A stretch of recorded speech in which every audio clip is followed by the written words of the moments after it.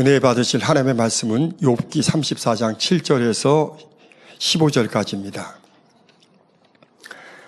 어느 사람이 욥과 같으랴. 욥이 해방하기를 물 마시듯 하며 악한 일을 하는 자들과 사귀며 악인과 함께 다니면서 이르기를 사람이 하나님을 기뻐하나 무익하다 하는구나. 그러므로 너희 총명한 자들아 내 말을 들으라.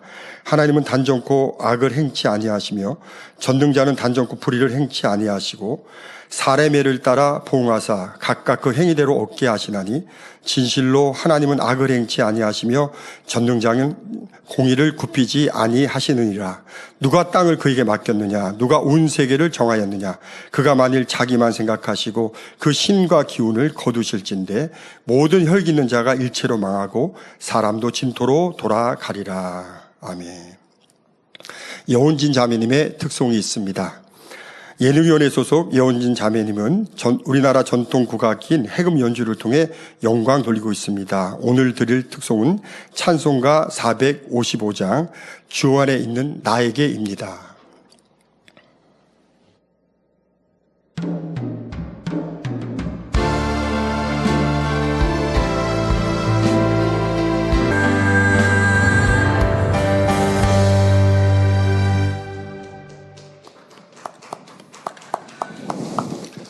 사랑하는 당장님께서 욥기 강의 99번째 하나님의 마음을 바로 알자라는 제목으로 귀한 말씀 증거해 주시겠습니다. 특송으로 영광 돌려주신 여은진 자매님 감사합니다. 네. 다음 주는 창립 42주년 기념주일입니다. 예, 여러분들이 어느 곳에 계시든지 매 주일마다 우리는 행복이 넘치지만 그 어느 때보다도 더 행복과 기쁨이 넘치는 날이 되시고요.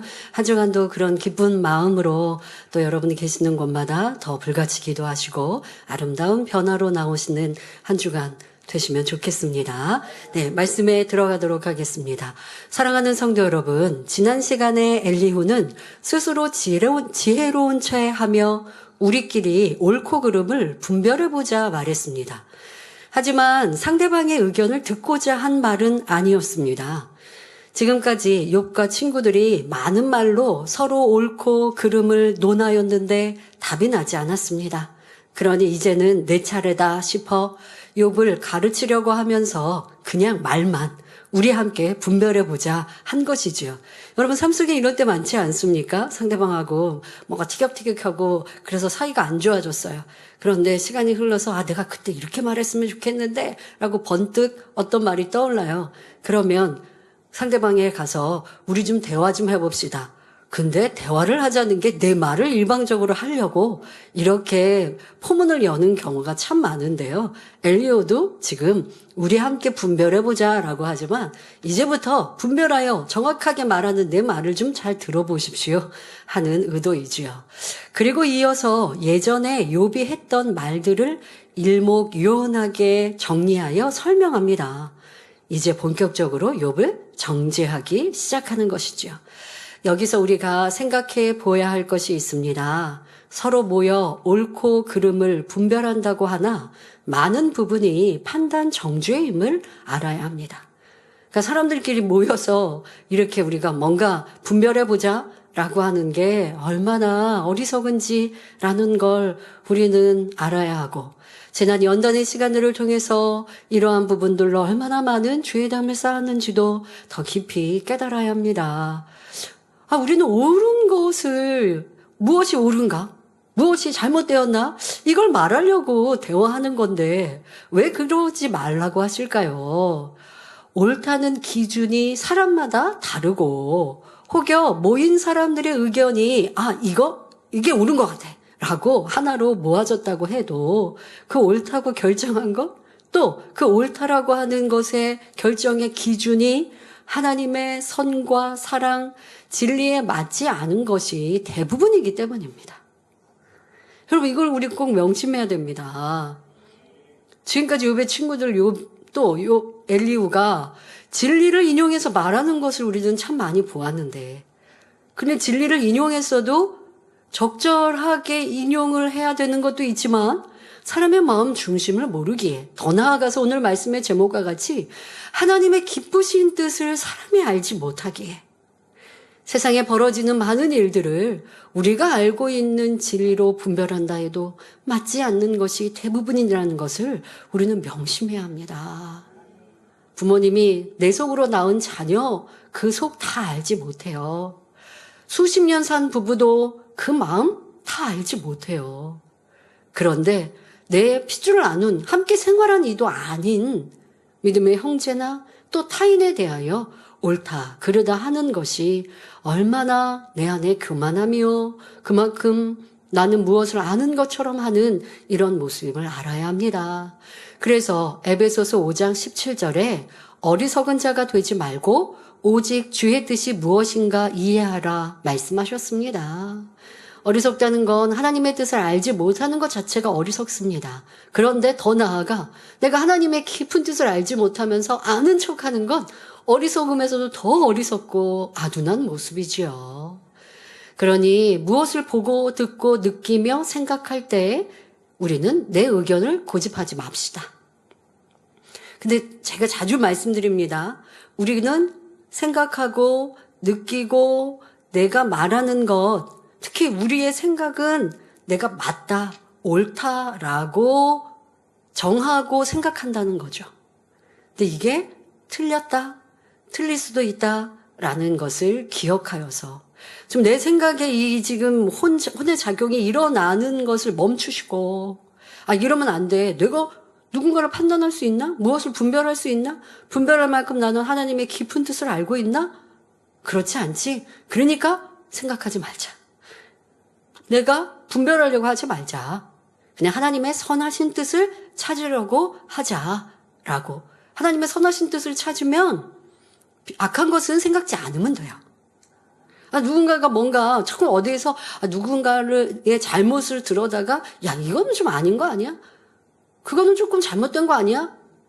그럴 필요가 없다는 거죠. 악한 거 생각하지 말고 선한 일, 누군가의 장점, 칭찬할 만한 일, 또 간증 그런 거는 서로 퍼나르고 서로 함께 대화하고 그분이 그렇게 충성하더니 이렇게 축복받았구나. 그런데 또 그 중에 어떤 사람이 그런데 이번엔 축복받았는데 그 사람은 이거 고쳐야 돼. 이런 말 하려고 하는 것이 바로 내가 판단에 속하는 것이요. 그러니 그럴 때는 우리 좋은 말만 합시다. 이렇게 하고 선에 속한 말만 대화만 하는 우리가 되어집시다. 자, 내 의견이 옳다 고집하는 거 이거 고치십시오. 또 다른 사람의 말에 쉽게 영향을 받는 것도 여러분들이 고쳐야 합니다. 우리 연단의 시간에 그런 일들 참 많이 만나지 않습니까? 어떤 경우는 나보다 믿음이 좋은 사람, 어떤 경우는 나보다 직분이 더 크고 일꾼이다 하는 사람, 그런 사람들이 어떤 일에 대해서 분별한다 하고 논한다 합니다. 그리고 나한테 가르치고 나한테 얘기해주고 나한테 분별한 걸 전해주고요. 자, 그런데 그게 맞느냐? 지금 말씀드린 대로 하나님의 마음을 다 알지 못하는 직분자요, 일꾼이요, 믿음이 좋아 보이는 사람이라 할지라도 그러지 말라고 하시니까 그런 말에 귀 기울이거나 영향을 받을 필요가 없어요. 그런데 우리는 그렇게 생각하죠. 내가 잘 분별 못하니까 나보다 분별력이 뛰어난 사람의 분별을 들어야 된다. 성령의 음성을 듣는 습관, 기도하는 습관.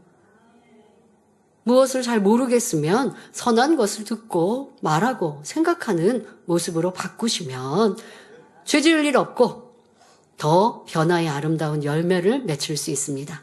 그러니 우리는 자기도 옳다, 남의 말에도 쉽게 영향받는 이런 습관 고치시고 이제는 매사에 진리로 생각하는 습관을 가지면 좋겠습니다. 그러므로 오늘도 말씀 속에서 자신을 발견하며 하나님의 뜻을 이해할 수 있기를 주님의 이름으로 기원합니다. 본문은 엘리후가 욥이 했던 말, 즉 하나님을 원망했던 것을 요약 정리하여 말한 후 이어서 하는 말입니다. 욥기 34장 7절에 어느 사람이 욥과 같으랴.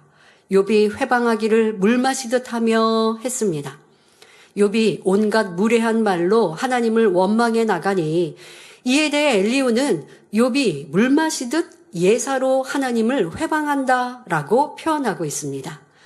엘리후가 볼 때 욥은 감히 의로우신 하나님을 모욕하는 벌레보다 못한 사람이요 죄인 중에 죄인이었습니다. 결국 예전에 욥이 베풀었던 선행과 덕행들까지 모두 위선이며 가식이었다고 단정짓게 되었지요. 그러나 엘리후는 하나는 알고 둘은 모르는 사람입니다. 하나님은 공의롭고 선하신 분이다 라는 사실에만 초점을 맞추고 있을 뿐 하나님의 깊은 마음은 읽지 못하고 있지요. 이로 인해 스스로 재판장이 되어 욥을 재판하고 있는 것입니다. 성도 여러분도 혹여 이런 오류를 범하지 않으려면 항상 성령의 음성을 들을 수 있어야 합니다.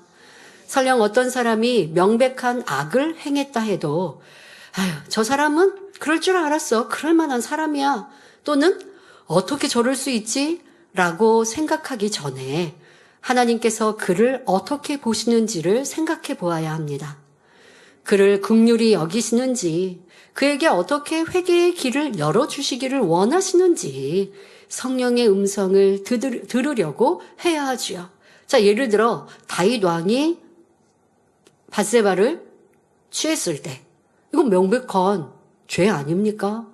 자, 그러한 것을 내가 보았다, 알았다 하면 쉽게 정죄하는 것이 보통 사람이라는 거예요. 그런데 하나님께서 지금 다윗을 버리시는 게 아니잖아요. 하나님의 선지자를 보내서 엄히 책망하셔도 그것을 통해 돌이키는 기회를, 깨우침을 주시는 하나님의 사랑이시잖아요. 근데 그거를 모르는 사람이 하나님이 이제 다윗 버리시겠구나. 또 다윗이 연단을 받을 때는 어떠하겠습니까? 하나님이 다윗 왕을 버리셨구나. 이렇게 생각하는 게 판단이고 정죄라는 거예요. 이렇게 여러분 매사에 우리의 삶에 상대의 때로는 명백한 어떠한 사실에 대해서도 내가 판단하고 정죄가 될 수 있음을 알아서 저거는 죄야, 악이야. 분별은 해야죠. 명백한 일에 대해서 죄야, 악이야. 나는 그러지 말아야겠다. 왜 일꾼이고 믿음이 좋다 했는데 죄, 악을 행하고 품었을까? 사람이 이렇게 충만함을 잃으면, 기도가 식어지면, 교만해지면 그래야 할 수 있구나. 나는 그러지 말자 하고 자기 자신의 교훈으로만 삼으세요. 그것을 여러분 더 나아가서 그 사람이 이제 어려움을 만나겠는데? 너를 만났더니 하나님이 그 사람을 이렇게 버리셨구나? 이러면 이제 큰 죄가 된다는 것입니다. 그러니 상대의 일에 대해서 우리가 성령의 역사를 정확히 받지 않는 이상은 굳이 남의 죄에 감나라 배나라 하지 마시고 모든 것에 나를 비추어 보는 능력으로 삼으시면 되겠습니다. 그런데 성령의 음성을 듣지 않고 성령의 주관도 못 받으면서 내 양심이나 내 생각의 기준으로 상대의 어떤 잘잘못을 판단한다면 엘리후처럼 스스로 재판장이 되는 죄를 낳을 수 있는 것입니다. 이어지는 욥기 34장 8절 9절에 악한 일을 하는 자들과 사귀며 악인과 함께 다니면서 이르기를 사람이 하나님을 기뻐하나 무익하다 하는구나 말합니다. 엘리후는 욥을 향해 악한 일을 하는 자들과 사귀며 악인과 함께 다닌다 말하는 것이죠. 그럼 이 의미는 무엇일까요? 유유상종이라는 말이 있는 것처럼 대개 사람은 무리의 법칙에 의해 의인은 의인끼리, 악인은 악인끼리 사귀게 됩니다. 선한 사람은 선한 사람끼리 모여 은혜를 나누는 반면 노름꾼은 노름꾼끼리 모이고 남의 허물을 보기 좋아하는 사람들은 그런 사람들끼리 모여 수군수군합니다. 욥에게 시험이 오기 전에는 자기의 위치에 어울리는 사람들, 즉 부와 명예와 권세가 있으며 학식 있는 사람들과 교제에 나갔을 것입니다. 그러나 시험으로 인해 그가 누리던 영화로움이 한순간에 무너지고 건강마저 잃고 나니 예전에 자기를 따르고 교제했던 사람들은 다 떠나갔습니다. 대신 욥의 몰락한 형편을 구경하러 오거나 조롱하러 온 사람들이 모여 희희낙낙거렸지요. 정직하고 덕망 있는 사람들은 떠나버리고 악한 사람들만 모여드니 이런 모습을 본 엘리후가 욥이 악한 사람들과 사귀며 악인과 함께 다니고 있다 말하는 것입니다. 욥은 이렇게 모여든 악한 사람들에게 나는 예전에는 하나님을 기쁘시게 했는데 하나님은 오히려 나를 상처투성이요 허물있는 사람으로 만들어버리셨다. 하나님 때문에 내가 무익한 자가 되지 않았느냐 하며 넋두리를 늘어놓았습니다. 그런데 엘리후가 볼 때 하나님은 절대로 욥이 말하는 것처럼 나쁜 분이 아닙니다. 공의로우시고 정직하시며 선하시고 사랑이 많으신 분이요. 그분이 하시는 것은 모두 옳습니다. 이런 하나님을 불의하다며 욥이 온갖 무례한 말로 하나님을 매도하니 엘리후는 어느 사람이 욥과 같으랴, 즉 이런 나쁜 사람이 어디 있느냐며 욥을 정죄했던 것입니다. 그러면서 엘리후는 욥과 친구들을 향해 여러분이 내 말을 들어보니 하나라도 빈틈이 있었습니까? 내 말이 얼마나 분별력 있는 말이요 정확한 답변입니까? 라는 의미로 말하고 있는 것입니다. 이는 욥의 입장에서는 너무나 엉터리 같은 말이었고 하나님께서 보실 때에도 타당치 않았습니다. 엘리후는 자칭 지혜로운 자가 되어 악한 말들로 욥을 괴롭게 하며 하나님 앞에 점점 죄를 쌓아가고 있을 뿐이었지요. 스스로 재판장의 자리에 앉은 엘리후는 계속해서 목에 힘을 주고 외쳐나갑니다. 욥기 34장 10절에 그러므로 너희 총명한 자들아 내 말을 들으라. 하나님은 단정코 악을 행치 아니하시며 전능자는 단정코 불의를 행치 아니하시고 말합니다. 여기서 잠시 총명함에 대해 살펴보겠습니다. 흔히 세상에서는 영리하고 재주가 남다른 사람을 총명하다고 합니다. 그런데 하나님께서는 가치관이 일반 사람들보다 월등하고 판단 능력이 신속하고 정확하며 목표가 뚜렷하되 이 모든 것이 선 가운데 있을 때 총명하다 말씀하십니다. 자, 여러분도 총명한 사람 되기 원하시죠? 그러면 올바른, 뚜렷한, 또 높은 가치관을 가져야죠. 저희 학교 다닐 때 윤리 시간에, 도덕 시간에 이 가치관에 대해서 참 많이 듣고 또 저도 좀 깊게 생각했었던 단어이기도 합니다. 사람의 어떤 목표, 또 무엇에 대하여 옳다, 바르다, 어떤 사람이 되어야겠다라고 하는 그런 가치를 올바르게 세워야 된다. 예를 들면 나는 돈을 많이 벌어서 부유한 사람이 되고 그래서 내 가족들을 잘 먹고 입히고 해야 돼 라고 하는 것에 가치관을 두고 돈을 버는 방법에 대해서는 뭐 어떤 것은 상관없어 라고 하는 가치관을 두었다면 이것은 사실 올바르다 할 수 없겠죠. 근데 그 사람은 그게 자기의 옳다. 나는 이렇게 사는 것이 잘 사는 거야 라고 정한 가치관인 것이죠. 그러니 옳은 가치관, 높은 가치관, 하나님이 인정하실 만한 가치관을 정하는 것은 참 중요합니다. 여러분들은 무엇에 내 표대를 두고 계십니까? 하나님 보실 때, 야, 너는 바른 참 칭찬받을 만한 크고 넓은 포부를 가지고 있구나 라고 하는 것도 또 중요하겠고, 가치관을 그렇게 두었어도 이루지 못하면 소용이 없죠. 또 이루어 나가는 사람이 총명하다 할 수 있겠고, 또 세상 삶을 살아가면서 우리는 많은 것을 결정해야 할 때가 있습니다. 근데 여러 이제 모임 중에 보면, 사람들 중에 보면, 이걸 이렇게 해야 돼? 저렇게 해야 돼? 어떻게 해야 돼? 뭐 우리가 먹고 사는 방법도 결정을 해야 되겠지만, 그것보다 더 중요한 어떤 일들을 해결하고 풀어가고 하는 데 있어서 결정해야 할 때, 총명한 사람은 바른 결정을 빠르게 할 수 있다라고 지금 단어 설명을 하고 계시죠. 여러분도 그런 사람이 되면 주변 사람들에게 유익을 줄 수 있겠죠. 사람들이 혼돈할 때, 이건 어떻게 해야 되지? 무엇이 바를까? 라고 결정하지 못할 때 성령의 주관을 받고, 또 지혜로운 사람들은 이렇게 진리에도 합당하고, 또 우리의 모임도 가장 유익하게 사람들에게도 가장 덕이 될 수 있는 결정을 내릴 수 있는 것, 이 또한도 총명한데 그 모든 것이 선 가운데 있어야 한다 말씀하십니다. 자, 즉 총명함이 악으로 활용된다면 이는 진정한 총명함이 아니라고 말씀하시는 것이지요. 세상적으로는 미련한 자가 되어야 하나님 안에서 지혜로운 자가 될 수 있는 것처럼 총명함 또한 악이 아닌 선 가운데 활용될 때 참된 총명함이라 하시는 것입니다.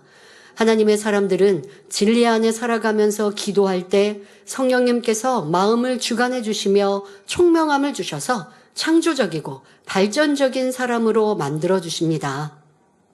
그런데 엘리후는 하나님께서 말씀하시는 총명은 알지 못하니 지금 하고 있는 이 총명의 단어를 사용하면서 욥과 친구들에게 지금 총명한 자들아 라고 말을 하고 있는 것은 그저 그 듣고 있는 사람들이 자신의 말에 귀 기울일 수 있도록 칭찬의 말로 사용하고 있는 것이죠. 그리고 당신들은 총명하니까 이제 잘 불멸할 수 있을 거야 라고 말하고자 하는 의도입니다. 엘리후는 욥과 친구들을 향해 총명한 자들아 내 말을 들으라 말하면서 당신들은 그만큼 학식도 높고 총명한 분들이니 내 말을 한 귀로 듣고 흘려버리지 말고 귀담아 들어서 깨달아 보십시오 라는 의미로 말한 것입니다. 그리고 하나님은 단정코 악을 행치 아니하시며 전능자는 단정코 불의를 행치 아니하신다 했는데 이는 너무나 지당한 말입니다. 악한 사람들은 권력을 손에 쥐면 자기 맘대로 휘두르며 자신의 이익을 위해 다른 사람들을 억압하거나 부당하게 대하는 경우가 많습니다. 그런데 하나님께서는 절대 주권을 가진 분이시며 모든 것을 하실 수 있는 능력과 권세를 가진 전능자임에도 결코 불의를 행치 않으십니다. 엘리후도 하나님이 이처럼 공의롭고 선하신 분임을 말하고 있지요. 하지만 엘리후의 깨달음은 수박 겉핥기에 불과하다는 사실을 알아야 합니다. 그 이유가 무엇인지는 다음 본문을 살펴본 후에 말씀드리겠습니다. 욥기 34장 11절 12절에 사람의 일을 따라 보응하사 각각 그 행위대로 얻게 하시나니 진실로 하나님은 악을 행치 아니하시며 전능자는 공의를 굽히지 아니하시느니라 합니다. 이 말을 앞절과 함께 풀어보면 욥아 하나님은 악을 행치 않으시고 불의를 행하지 않는 분이요 각 사람이 행한 대로 갚아주시고 심은 대로 거두게 해주시는 분이다. 하나님은 전능자이시지만 불의하게 재판하는 분이 아니란다. 그러한 하나님이 너를 치신 것은 단정하건대 내가 악하고 의가 없고 거짓말쟁이이기 때문이다. 이런 말입니다. 엘리후는 단지 욥에게서 들은 말만을 가지고 욥을 판단 정죄하고 있습니다. 하나님에 대해서도 자기 방식대로 이해하며 하나님을 평하고 있지요. 누구든지 하나님의 뜻을 깊이 모르면 이런 판단이 나올 수 있습니다.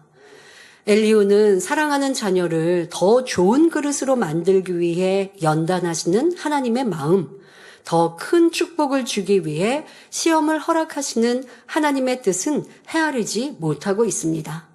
만일 엘리후 같은 사람이 사자굴에 던져지는 다니엘이나 풀무불에 던져지는 다니엘의 새 친구를 본다면 어떻게 생각하겠습니까? 그러니까 결론은 아직 못 보고 과정을 보고 있다면 이렇게 판단할 거예요. 얼마나 큰 죄를 지었으면 저렇게 비참한 죽음을 맞을까 하고 판단했을 것입니다. 그런데 결말은 이제 그런 어려움을 받고 또 다음날 또 이내 문제가 해결됐지요. 근데 문제는요, 사람들은 순간순간 판단 정죄한다는 거예요. 끝까지 보고 평가하는 게 아니라 순간 내가 보는 대로, 들은 대로 그때그때 판단이 수학은 난 그렇게 잘 못하는데 이 생각은요, 이 생각의 회로는요, 딱 보고 답이 딱 나와요. 그 답이 내 안에서의 답이지 진리의 답이 아닌데. 그러니까 지금같이 다니엘 세 친구의 당한 어려움, 그 밤에 다니엘이 사자굴에 던져지고 다음날 새벽에 반전의 역사가 일어나기 전에 이미 판단, 정죄하고 수근수근 했을 것이에요. 자, 그런데 다음날 보니까 문제가 해결되고 또 이들이 어려움에서 놓였습니다. 그러면 그거 보고 또 다시 기뻐하겠죠. 결과가 이제 반전이니까 기뻐할 겁니다. 그런데 문제는 뭔지 아십니까? 자신은 하나님이 싫어하시는 판단 정죄를 이미 했다는 거예요. 이미 그렇게 판단 정죄를 했는데 스스로는 깨닫지 못하는 경우가 참으로 많죠. 잠깐, 순간, 반나절, 한나절, 아니면 어느 정도의 기간, 이렇게 판단 정죄를 했는데 문제가 해결되니까 회개할까요? 몰라요. 내가 판단했구나, 정죄했구나, 잘못 생각했구나 하고 회개도 하지 않고, 자, 이렇게 회개하지 않고 죄의 담이 됐으니 이제 자신에게 문제가 올 수가 있어요. 그런데 문제가 생겨도 이러한 판단 정죄 때문에 죄의 담이 되었다라는 걸 찾지 못하는 사람들이 참으로 많다는 것입니다. 판단이 습관이 되어 있고 생각이나 말로 한 것이지 무슨 내가 행함으로 큰 죄를, 육체를 행한 것도 아니니까 큰 죄로 여기지 않는 사람들, 신앙인들이 참으로 많습니다. 그런 여러분, 판단과 정죄 생각으로 하고 그냥 입술로 두세 사람이 아니면 뒤에서 뒷말로 수근수근 했지만 하나님께서는 이것을 큰 죄로 여기신다는 것입니다. 야고보서에 말씀하신 대로 내가 하나님이 된 거죠. 재판장이신 하나님만이 하실 수 있는 권한을 내가 지금 한 거예요.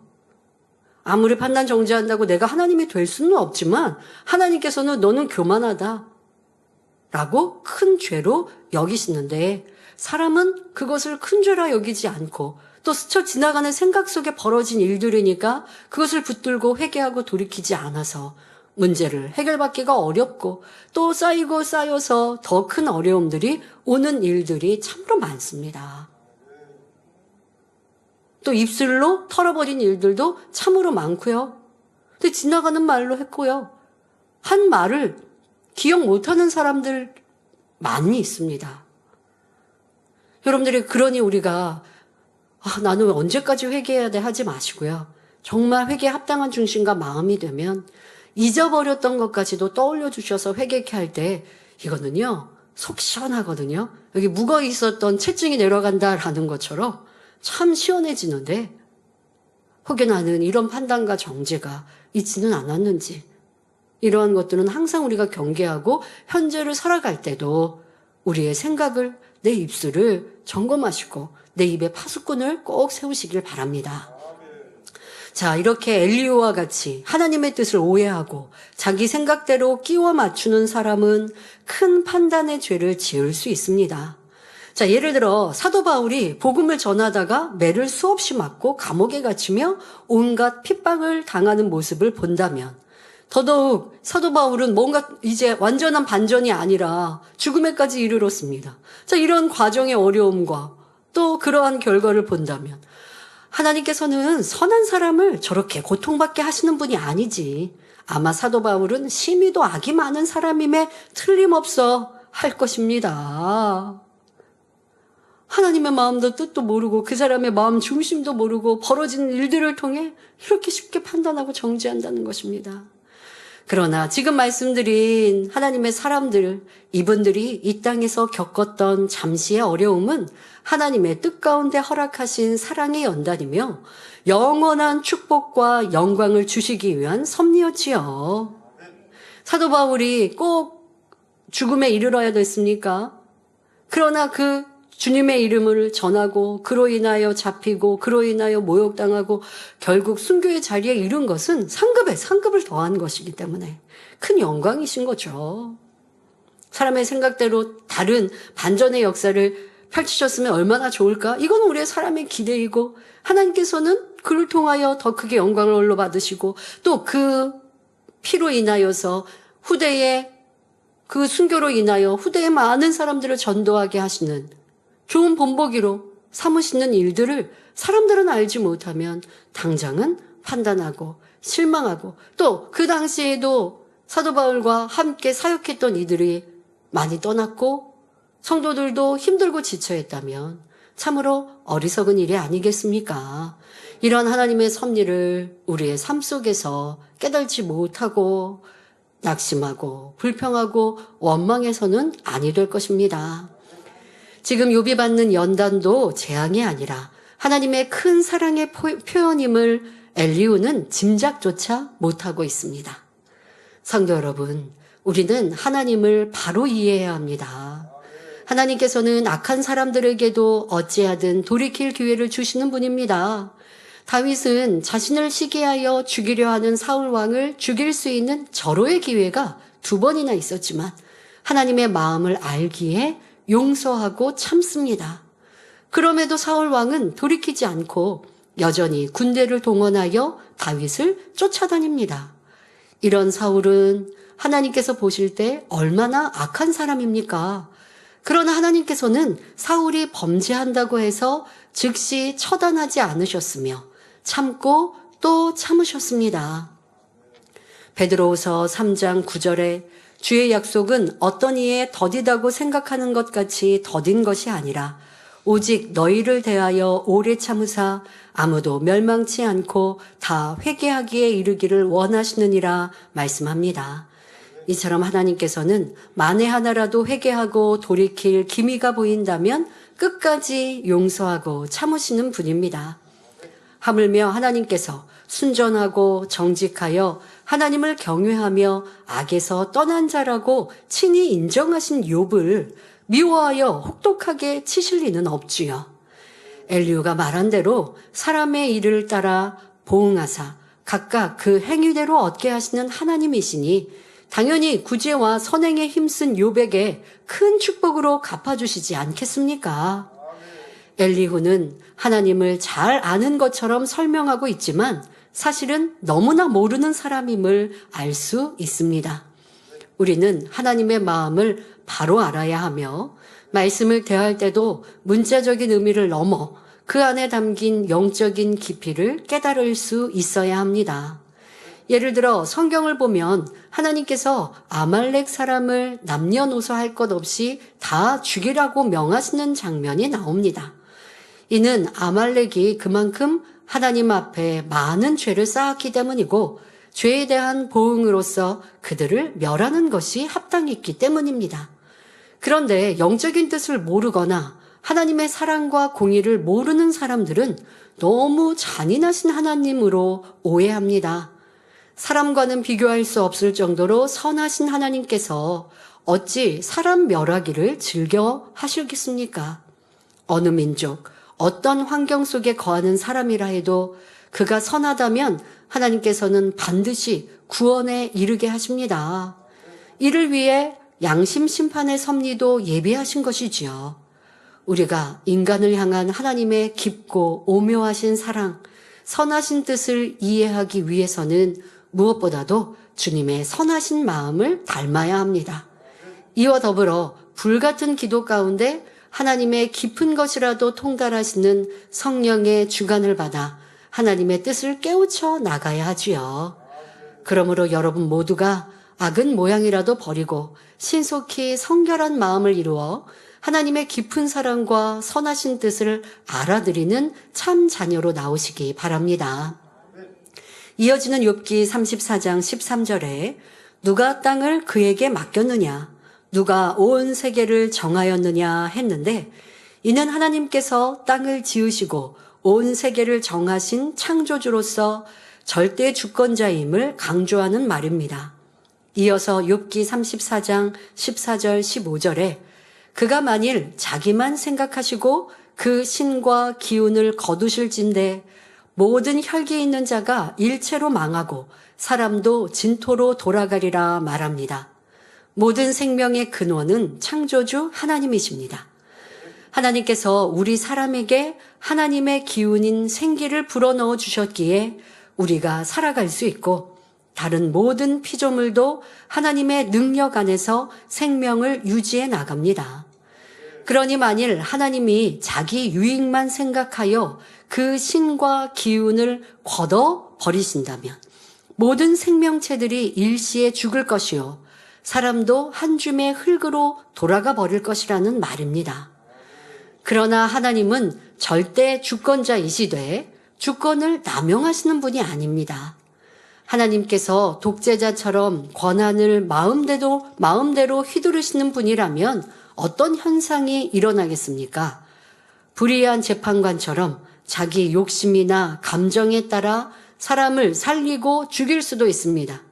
하나님이 기분이 좋으시면 좋은 날씨 주시고 하나님이 기분이 나쁘시면 비바람 태풍을 주시는 게 아니라 이 자연의 흐름은 또 천기의 변화는 하나님이 처음 만드신 창조의 섭리 속에 이 운영할 수 있는 프로그램을 정해 놓으신 것이고 그 프로그램 안에 움직입니다.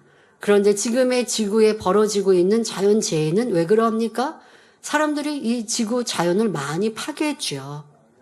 그로 인하여 벌어지는 재해, 또 기후의 변화, 그로 인하여 우리가 어려움을 당하는 것이지 하나님이 진노하셔서 화를 내셔서 이런 어려움을 주셨다 하면 안 되는 것이죠. 하나님의 심판은 정하신 때에 분명 이루어집니다. 지구에 또 끝은 있는 것이고, 그런데 그러기까지는 이 자연의 섭리는 처음 프로그램 해 놓으신 대로, 그런데 거기에 사람들이 그 프로그램 안에 지구를 파괴한 그로 인해 당하는 어려움이시지 하나님이 화를 내신 것이 아닙니다. 하나님은 심은 대로 거두게 하시는 그런 하나님이십니다. 그런데 하나님이 그것이 아니라 마음에 쏙 드는 사람에게는 많이 주고 그렇지 않은 사람에게는 적게 주신다라고 하시면 안 되죠. 하나님이 마음대로 주권을 사용하시면 그렇게 그냥 마음대로 예뻐, 너 내가 마음에 든다, 그러니까 복 줄게, 그러실 수밖에 없을 텐데, 그러나 하나님은 진리 자체이시며 선과 의와 공의와 사랑 가운데 계시는 분입니다. 모든 것을 하실 수 있다 해도 임의로 주권을 행사하지 않으시며 결코 악을 행치 않으십니다. 여러분, 그래서 우리가 일 하늘의 공의도 또 중요합니다. 예를 들면 사람들과의 관계 속에서도 여러분들이 선을 쫓고 또 성실하게 일을 해야 하나님의 또 자녀들에게 복 주실 수 있는데, 내가 삶 속에 성실하지 않으면 복을 주시고 싶어도 일 하늘의 공의가 있으니까 복을 받지 못하는 것이죠. 하나님께서 저 하나님 믿는 사람인데 왜 세상 사람들은 저렇게 복 받고 하나님을 믿는 나는 왜 복을 안 주시나요? 할 것이 아니라, 하나님은 복을 주시려면 모든 것에 여러분들이 복 받기에 합당한 그릇을 만드셔야 되는 것이지, 그렇지 않으면 하나님의 사람이니까 복 받을 그릇이 안 됐는데 복 주신다 라고 한다면 하나님의 주권을 마음대로 행사하시는 분일 수밖에 없는 것이죠. 그러니까 하나님께서도 우리를 보실 때 하나님의 사람들이 세상 사람에 비해 지혜롭고 명철하고 그래서 세상에서도 뛰어나기를 바라시는데, 내 안에 일의 지혜도 부족하고 노력도 부족하고 세상 사람들은 세상이 다라고 생각하니까 거기에서 더 먹고 입고 가지려고 노력하는데, 하나님의 사람들은 천국에 있으니까 세상에 노력함이 부족하다면 하나님의 복을 받을 수가 없는 거예요. 욕심을 부리지는 않아야 되지만 성실하고 부지런하고 더 힘써 노력하면 세상 사람의 노력보다 더 월등하게 축복해 주시지요. 이 또한 공의인데, 공의를 벗어나서 하나님의 주권대로 마음껏 복 주실 수 없는 그런 하나님의 마음도 여러분들 깊이 헤아려서, 왜 하나님이 나에게 복 주시고 또 넘치는 간증이 있기를 원하실 텐데 안 그러실까라고 하는 그 아버지 하나님의 안타까운 마음도 헤아려서 부족한 것을 채우십시오. 하나님께서 모든 권한을 마음대로 휘두르시는 것이 아니라 그 권한을 가지고 하나님 스스로를 지키시는 분이십니다. 그렇지 않으면 이 세상 사람들이 하늘에 대해 삿대질하고, 하나님이 계시면 한번 보여주세요 한다든가, 아니면 하나님이 공의로우시면 이렇게 악한 사람들이 복 받겠어요? 이런 식으로 하나님을 마음대로 막 폄하할 때 하나님께서 그 권한을 그들에게 불로 심판하신다 라고 한다면 이 인간 경작이 어찌 진행되겠습니까? 그러나 하나님은 그 주권을, 그 권한을 가지고 공의에 따라 오래 참고 기다리시고 기회를 주는 분이십니다. 이처럼 완전하시고 공의로우신 분이기 때문에 우리가 절대적으로 믿고 신뢰할 수 있으며 경외할 수 있는 것입니다. 그런데 어떤 사람은 성경에 나오는 토기장이 비유를 읽고 하나님의 주권을 오해하기도 합니다. 로마서 9장 21절에 토기장이가 진흙 한 덩이로 하나는 귀 쓸 그릇을, 하나는 천이 쓸 그릇을 만드는 권이 없느냐 말씀했습니다. 이는 하나님을 토기장이의 인생들을 그릇에 비유한 말씀입니다. 토기장이는 용도에 맞게 진흙을 선택하고 반죽해서 귀 쓸 그릇을 만들기도 하고 천이 쓸 그릇을 만들기도 합니다. 잘못 나온 그릇은 가차없이 깨트려 버리기도 하지요. 마찬가지로 하나님께는 인생들을 하나님의 섭리에 맞게 선택하여 쓰실 권한이 있으며 악을 행하는 사람이나 국가를 파하실 권세도 있습니다. 그렇다 해서 하나님께서 일부러 사람을 악하게 만들어 악한 역할을 하게 하시거나 선하게 만들어 선한 역할을 감당하게 하시는 것은 아닙니다. 그러니까 이 말씀을 오해하시면 안 돼요. 하나님은 그런 권한이 있으시지만 그 권한대로 내 마음대로 쓰시는 분은 아니라는 것입니다.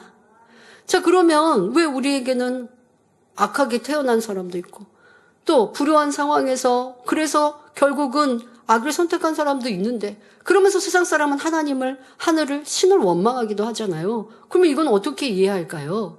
사람은 부모의 길을 받아 그 마음밭에 기초가 만들어지고 자라온 환경과 스스로의 선택으로 자기를 만든 것이지 하나님께서 임의로 그 밭을 좋고 나쁘게 만드신 것이 아닙니다.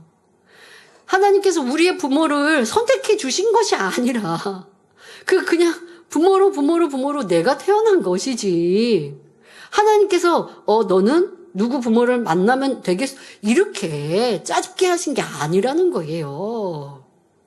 자연의 법칙처럼 내가 내 부모의 사랑으로 우리 부모님의 성품을 어찌 그렇게 닮았는지 이렇게 해서 내가 태어난 것이지 하나님께서 너는 부모의 장점은 갖고 태어나고 단점만 너는 갖고 이렇게 정하시고 그렇게 만드신 분이 아니고 하나님이 할 일이 없으셔서 그렇게 하시냐고요. 그러니 왜 우리가 하나님께 원망을 해야 돼요? 더더욱 사람은 그런 어떤 부모의 기를 받고 자기의 기본 토질이 만들어졌지만 또 그것과 함께 중요한 그것은 살아가면서의 선택입니다. 어른만 되어서 선택하는 게 아니에요. 아이들도 계속 선택하면서 자기를 만들어요. 제가 얼마 전에 원장님과 영화를 본 적이 있었는데요. 이 영화는 영적으로도 참 의미가 잘 맞는 그런 만화 영화였습니다. 인사이드 아웃 맞죠? 인사이드 아웃. 이 만화 영화인데요. 어른들도 그거를 보고 또 이렇게 감명을 받으신다고도 하는데요.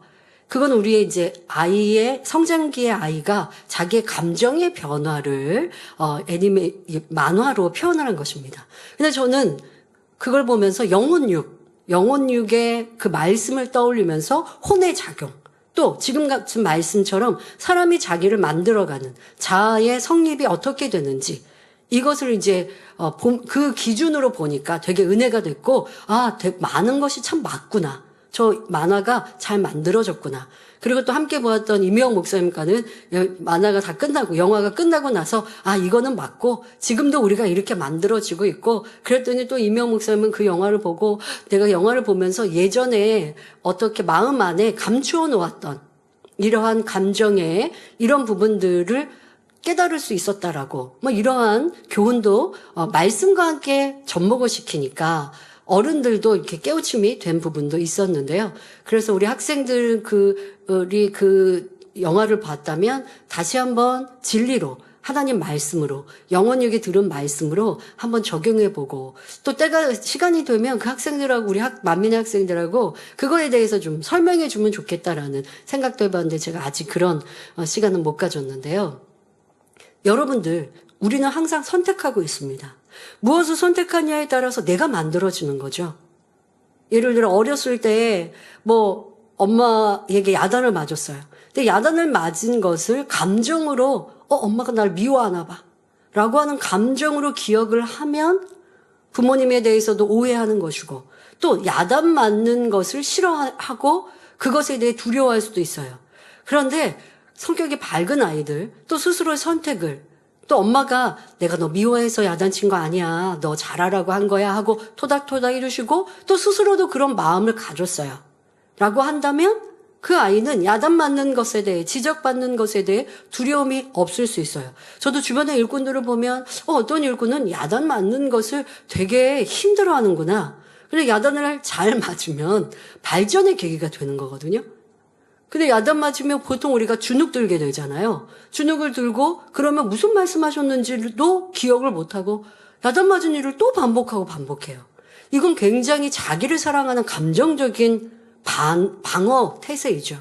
근데 그게 아니라 내가 잘못한 것이 있어서 말씀해 주시면 감사히 받고 그럼 무슨 말씀을 하시는지 귀담아 들어야 되는데 우선 내 마음이 슬퍼요. 힘들어요.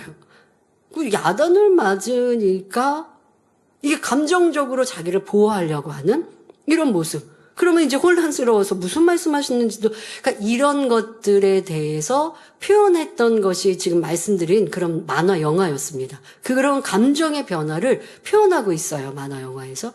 그래서 여러분들도 내 감정의 변화, 지금도 내가 선택하고 선택한 결과가 어떠하고, 과거에 내가 어떤 선택을 해서 지금의 내가 내 성격에 만들었는지도 곰곰이 궁금해보면 참 재미있을 것 같아요. 그렇게 하면 지금의 나를 또 고칠 수가 있는 것이죠. 예전에 내가 이렇게 어떤 일들에 대하여서 내가 야단 맞으면 그건 내가 무슨 잘못된 사람 같고, 아니면 야단을 맞음으로 인하여서 내가 슬펐던 그런 기억들, 그럴 필요가 없는 거구나. 이건 나를 발전시키는 계기가 되는 거구나. 그러니까 이제 야단을 맞는 자세도 바꾸고, 순간 내가 보호하려고 변명한다면 이제는 그냥 무슨 말씀하시는지 잘 들어보고, 그리고 네 하고 이해 못하면 다음에 또 궁금해. 이렇게 여러분, 작년 성도님들도 지금도 계속하여 우리는 선택하고 우리를 궁금하면서 만들 수 있습니다. 자, 더더욱 여러분들이 지금 만들어진 자기 자아는 성장 과정 속에 여러분들이 선택한 거예요. 여러분들이 그때그때마다 선택해서 지금 여러분들로 만든 결과물인 것이지, 하나님께서 억지로 여러분들의 성장 과정 속에 나쁜 결과를 얻으라고 선택을 그렇게 유도하신 게 아니라는 것입니다. 그래서 우리가 애굽의 사건, 열지양을 보면 바로 양이 딱 그렇지 않습니까? 하나님이 그 마음을 강팍하게 하셨다라고 성경에 비유하신 건 그가 그러한 선택을 하실 것, 그러한 모습으로 나올 걸 다 아셨다라는 의미이지, 바로 왕을 일부러 변개하게 하고 그래서 열지양까지 가게 만드셨다는 것이 아닙니다. 단지 모든 것을 아시는 하나님께서 각 사람의 중심과 달란트를 보시고 선택하여 하나님의 섭리를 이루어 가시는 그러한 것임을 알아야 합니다. 그래서 하나님을 오해하지 마시고, 하나님이 만드셨고 역사를 주관하시고 인생의 생사복을 주관하신다고 하니까 하나님 마음대로 판을 짜시고 그렇게 우리를 유도하신다 하시면 안 됩니다. 내가 당한 어려움도 하나님이 만드셨고 그래서 나를 이렇게 괴롭게 하신다라고 욥처럼 오해하고 원망해서 안 되는 것이지요. 그러므로 우리는 선하시고 공의로우신 하나님을 결코 오해하는 일이 없어야 하겠습니다. 본문에서 엘리후가 하나님이 그 신과 기운을 거두실진데 모든 혈기 있는 자가 일체로 망하고 사람도 진토로 돌아가리라 한 것은 자신의 속마음을 드러내는 말임을 알아야 합니다. 이게 무슨 말일까요? 만일 엘리후가 하나님과 같은 권세를 가진 주권자라면 욥을 절대로 용서할 리가 없다라고 하는 자기의 그 감정과 자기의 생각을 담아서 말을 하고 있는 것이죠. 피조물인 주제에 감히 창조주인 나보다 더 의롭다고 하다니 하면서 당장 죽음의 형벌을 내렸을 것입니다. 엘리후가 지금 이런 권세와 주권이 있었다면 욥을 보고 용납하지 않았을 거예요. 이처럼 본인이 악한 마음이기 때문에 하나님께서 욥을 치신 것이 틀림없다고 단정 지으며 하나님의 절대 주권을 함부로 논하고 있는 것입니다. 자기 마음이 악하고 긍휼이 없으니 하나님도 그럴 것이라고 판단하는 것이지요. 이런 일들은 성도님들 안에서도 쉽게 찾아볼 수 있습니다. 내가 볼 때 상대는 악을 행하고 못됐는데 윗분이 그 사람을 용서하고 또 사명이라든가 어떤 일의 기회를 주면 영 불편하고 싫습니다. 그러니 생각할 때 아니면 뒤에서 어떤 말을 할 때 나 같으면 그렇게 안 했을 텐데, 나 같으면 이렇게 했을 텐데, 이렇게 해야 그 사람도 회개하고 이렇게 해야 그 사람은 좀 이렇게 본보기를 보여야 다른 사람들도 경계할 텐데 라고 생각하고 말하면서 답답해합니다. 그러나 이는 내 안에 사랑이 없음을 말하는 것이니 그럴 때는 입을 다물고 묵묵히 자신을 돌아보며 변화의 시간을 삼아야 합니다. 그러지 않고 이렇게 처리해야 하는데, 그래야 저 사람도 회개하고 일이 잘 풀리는데 말한다면 불편함과 악만 쌓아갈 뿐이지요. 그러니 하나님의 마음을 깨달을 수도 없고 닮아갈 수도 없습니다. 우리 하나님은 오래 참으시는 분이시며 한없는 긍휼과 용서의 하나님이십니다. 절대 주권자이시되 오직 진리와 선과 의, 빛 가운데 행하시는 분이므로 내가 온전하니 너희도 온전하라. 내가 거룩하니 너희도 거룩하라 말씀하시는 것입니다. 만일 하나님께서 욥과 같은 연단을 엘리후에게 허락하셨다면 엘리후는 일찌감치 하나님을 등지고 떠났을 사람입니다. 이처럼 악이 많은 사람이기 때문에 욥에 대해서도 마음껏 헤아리며 판단, 정죄하고 있는 것입니다. 우리가 분명히 알아야 할 것은 자기 마음에 악이 없으면 남을 함부로 판단, 정죄하지 않는다는 사실입니다. 내가 속이니 남도 속일 것이다 생각하고 내가 거짓말하니 남도 거짓말하겠지 단정합니다. 자기가 도적질할 마음이 있으니 남도 도적질하는 사람으로 보이고 자기가 간음하니 남도 간음할 것이라고 판단하는 것이지요. 오직 하나님만이 사람의 마음을 정확히 감찰하시며 그 중심을 온전히 아실 수 있습니다. 그러므로 어떠한 상황에서도 재판관의 자리에 앉아 상대를 판단하고 정죄하는 일이 없어야겠습니다. 또 혹여 여러분이 누군가를 신방하거나 상담해 줄 때 엘리후가 되지 않도록 주의하시기 바랍니다. 하나님께서 축복을 주시기 위해 연단 중인 사람에게 가서 하나님은 의롭고 선하시니 잘못 없는 사람에게는 절대로 시험할 난을 주시지 않습니다. 분명히 성도님에게 큰 잘못이 있기 때문에 어려움이 닥친 것입니다. 라고 말한다면 어떻게 문제가 해결되겠습니까? 도리어 그 성도를 낙심하게 만드는 결과를 낳게 되지요. 그러므로 말씀을 자기 생각 속에서 해석하거나 상대의 현실에 짜맞추어서는 안 되며 오직 성령의 역사 가운데 정확히 적용하고 풀어줄 수 있어야겠습니다. 그런데 우리 주의종님들과 일꾼들은 성도의 문제가 있을 때 그 문제를 해결할 수 있는 신방과 상담을 해야 하기 때문에 지금같이 자꾸 진리로 당신 뭐 잘못했어요? 라고 취조하는 자세가 될 수 있어요. 그래하지 마시고 여러분들이 성령의 주관을 받아 답을 주시면 아니면 문제 해결에 공식을 알려주시는 상담과 신방을 하시면 돼요. 대다수의 우리의 문제는 죄로 인하여 그런 문제가 오는 경우입니다. 그러니 어떤 어려움을 당하고 질병 속에 고통을 받는 분이 있다면 어떤 죄의 담을 헐고 또 그가 잘못된 것을 깨닫게 해주는 것이 영적인 상담과 신방이고 그렇게 해 주어야 합니다. 그러니 그를 위해서 충분히 기도하셔야죠. 아버지 하나님, 우리 아무개 성도님이 이러한 어려움을 겪고 있습니다. 나름대로 치료받고자 이렇게 기도하고 준비했다고 하는데 이번 학예 수련회에 치료받지 못했습니다. 무엇이 문제인지 알려주세요. 대신하여 여러분들의 주의 종님의 기도가 많이 쌓여야 하는 거예요. 그렇지 않고 뭐 잘못하셨어요? 하고 치료하듯이 묻으면 엘리후가 되는 것이요. 욥의 새 친구밖에 되지 않는 것이죠. 그러면 여러분들은 그를 힘들게 하여서 낙심하게 하는 이런 사람이 되는 것입니다. 그런 역할을 하지 마시고요. 대신해서 많이 기도하시다 보면 성령께서 주관하시는 이러한 일들로 어려움이 왔구나 라고 주관을 받든가 그럴 때도 넌지시 조심히 물어야죠. 제가 기도하면서 아니면 혹시 이러한 일들은 없었습니까? 혹시 판단과 정죄하는 일들, 이런 일들은 없었는지 한번 생각해 보시면 좋겠습니다.